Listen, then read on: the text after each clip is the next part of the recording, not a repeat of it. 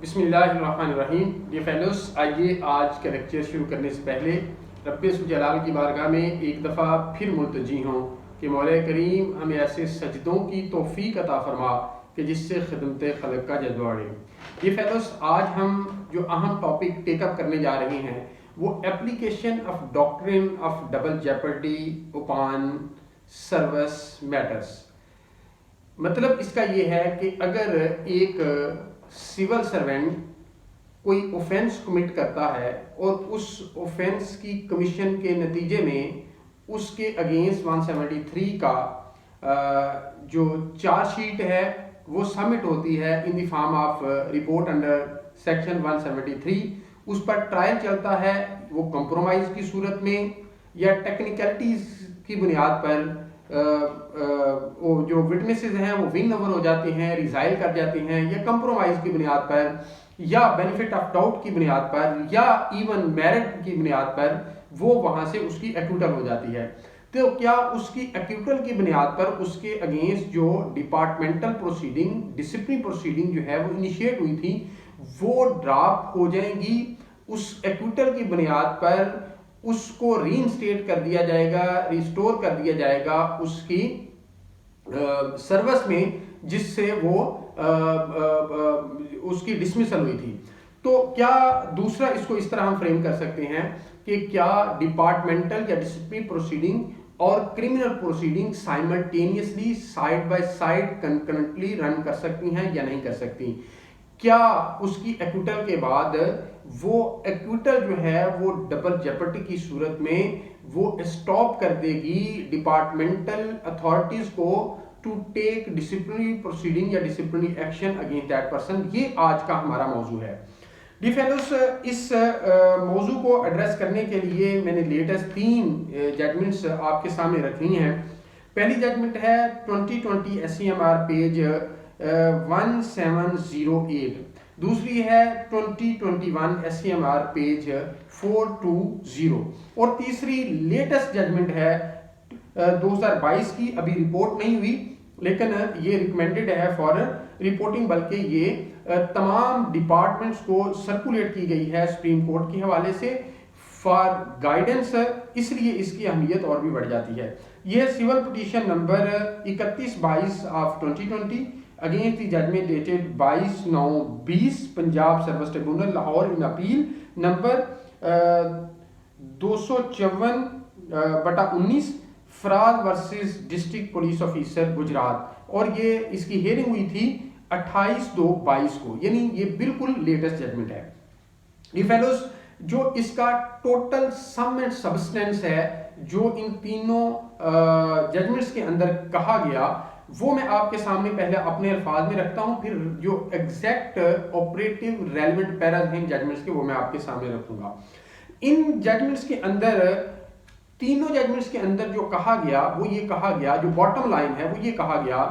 कि जो क्रिमिनल और डिसिप्लिनरी प्रोसीडिंग्स हैं वो side by side concurrently simultaneously run हो सकती हैं। दूसरा इसके अंदर ये कहा गया कि जो सर्विस मैटर्स हैं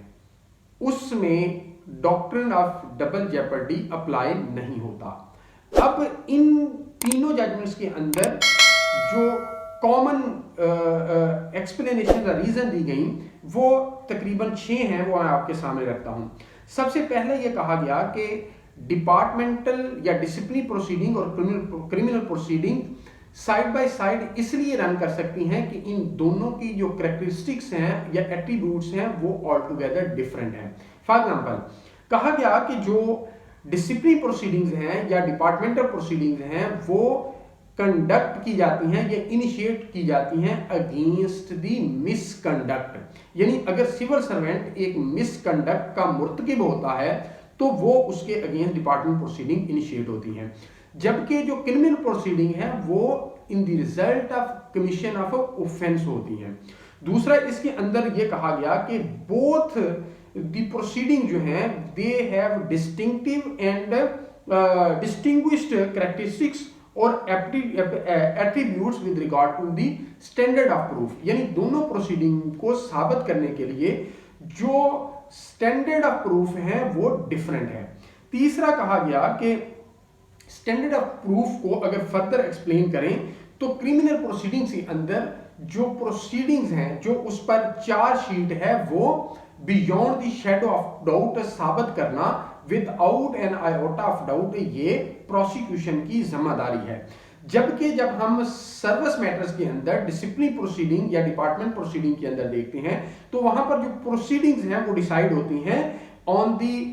basis of doctrine of balance of probabilities या प्रीपोंडरेंस ऑफ एविडेंस, यानी beyond the shadow of doubt साबित नहीं करनी होती, बल्कि जब इंक्वायरी ऑफिसर वे करता है गिवन एविडेंस को तो जिस तरफ पलड़ा भारी हो जाता है प्रीपोंडरेंस ऑफ एविडेंस उस के लिहाज से वो उसका फैसला कर देता है और अपनी ओपिनियन जो है वो होल्ड कर लेता है। चौथे नंबर पर ये बात है कि जो क्रिमिनल प्रोसीडिंग के अंदर जो बेनिफिट ऑफ डाउट है that is always given to the accused, और बेनिफिट ऑफ डाउट की बुनियाद पर जो है वो एक्विटल हो सकती है, जबकि benefit of doubt mayor base नहीं बन सकती उसकी एग्जामिनेशन की जो डिसिप्लिन या डिपार्टमेंटल प्रोसीडिंग उसके अगेंस्ट शुरू हुई है। पांचवें नंबर पर यह कहा गया कि जो पाकिस्तान के अंदर क्रिमिनल जस्टिस सिस्टम है वो बेस करता है एडवर्सेरियल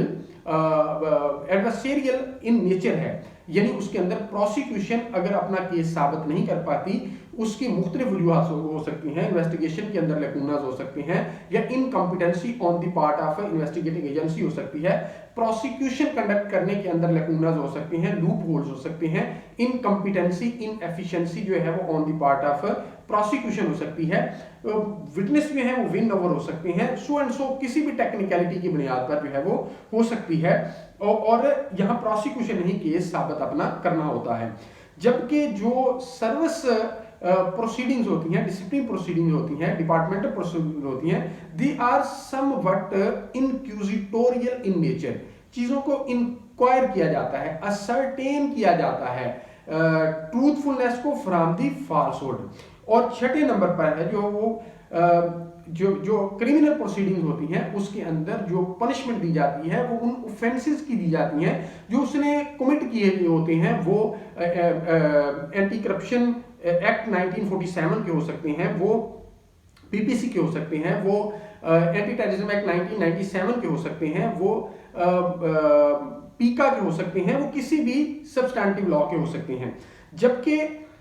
जो पनिशमेंट दी जाती है डिसिप्लिनरी प्रोसीडिंग या डिपार्टमेंट प्रोसीडिंग, वो जो रेलेवेंट सर्विस लॉ जिसके अंदर उसकी अपॉइंटमेंट हुई होती है और उसके अगेंस्ट उस डिसिप्लिनरी एक्शन हो सकता है, उसके तहत उसको पनिशमेंट होती है। डी फेलोज, अब अगर हम बात करें इन जजमेंट्स के हवाले से, तो इन जजमेंट्स ने अपने फ्रेजेस और लैंग्वेज के साथ यही बातें की हैं जो मैंने आपके सामने रखी हैं। फॉर एग्जाम्पल अगर 2020 SCMR पेज 1708 की बात करें तो इसके अंदर कहा गया कि civil servant can not escape departmental proceeding और consequence thereof on account of his acquittal on a criminal charge arising out of same impugned transaction. These two are entirely different jurisdiction with different standards of proof as well as procedures. Criminal prosecution requires strict proof through a narrowly jacketed procedure, and state failure on criminal plane doesn't provide shield of double jeopardy to a delinquent officer. इसी तरह 2021 SCMR page 420 के अंदर भी यही बात कही गई कि civil servant facing expulsive proceedings on departmental side on account of his indictment on criminal charge may not save his job in the event of acquittal, as the department still may have reasons material to conscientiously consider his stay in the service as inexpedient. इसी तरह आगे कहा गया कि there are additional reasons to disregard his acquittal in as much as criminal dispensation of justice involving corporeal consequences comparatively requires a higher standard of proof so as to drive home the charge beyond doubt.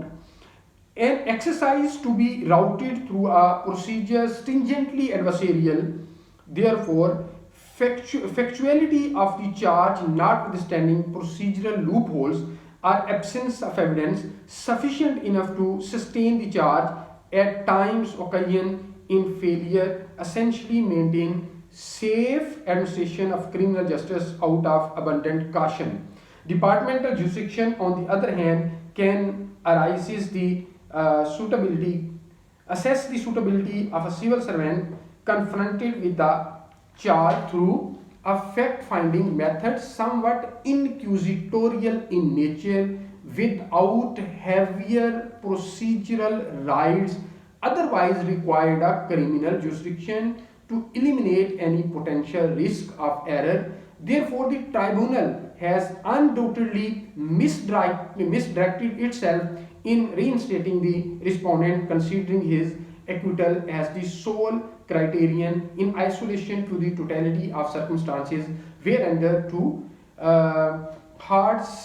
succeeded to vindicate his position. Dear fellows, यही बात जो civil petition number 31/22 of 2020 है और जिसकी hearing हुई और issue ये हुई 28/2/22 को, इसके अंदर भी कैटेगोरिकली ये पुलिस ऑफिशियल के मुताल्लिक थी। एक तो इसके अंदर ये कहा गया कि जो सहारा लिया जाता है रूल 16(3) का या 16(25)(1) का पुलिस ऑफिसर के कंप्रोमाइज या टेक्निकलिटी की बुनियाद पर, या ये कहा गया कि अगर वो एक एविडेंस की बुनियाद पर उसकी एक्विटल हो गई है तो उसको ट्राई नहीं किया जा सकता इस हवाले से, डिसिप्लिन प्रोसीडिंग के हवाले से। तो उन्होंने कहा कि चूंकि अब पुलिस ऑफिसर के अगेंस्ट जो प्रोसीडिंग होती है वो E&D रूल्स पुलिस के जो है 1975 उसके तहत होती है, तो उसके अंदर ये बात नहीं लिखी हुई कि डबल जेपर्डी उस पर अप्लाई होगी। अब यहाँ पर E&D रूल्स जिस पर लागू होते हैं वहां पर ये डबल जेपर्डी डॉक्ट्रिन इन्वोक नहीं होगा और साइमल्टेनियसली दोनों प्रोसीडिंग जो है वो रन कर सकती हैं। इसका जो ऑपरेटिव पैरा मैं आपके सामने रखता हूं। This police force is a discipline force with the cumbersome accountability and responsibility of maintaining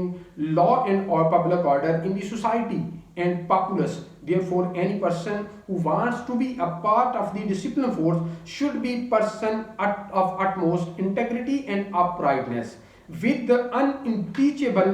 spotless character and clean antecedents. Despite it is the privilege and prerogative of the employer, which is in this case police. So it is for the department to examine fairly and equitably